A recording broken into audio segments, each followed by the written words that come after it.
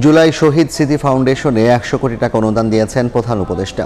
দেশ ও বিদেশের যে কেউ এই ফাউন্ডেশনে অনুদান দিতে পারবেন বলে জানিয়েছেন তথ্য ও প্রযুক্তি উপদেষ্টা নাহিদ ইসলাম।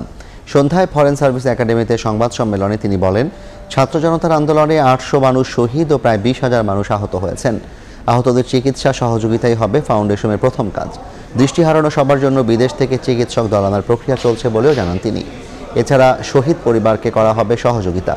এ সময় যুব ও ক্রীড়া উপদেষ্টা আসিফ মাহমুদ ও ফাউন্ডেশনের সাধারণ সম্পাদক শহীদ মুগ্ধর ভাই স্নিগ্ধ উপস্থিত ছিলেন।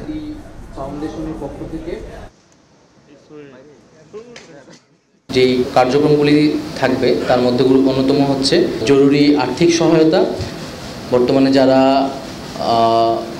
আহত অবস্থায় আছেন হাসপাতালে এবং যারা আর্থিক সংকটে ভুগছেন বা শহীদ পরিবার যারা আর্থিক সংকটে ভুগছেন তাদেরকে জরুরি একটি আর্থিক সহায়তা দিবে এই শহীদ স্মৃতি ফাউন্ডেশন। পরবর্তীতে এককালীন একটি গ্র্যান্টস দেওয়া হবে এবং হচ্ছে মাসিক একটি ভাতার ব্যবস্থা করা হবে।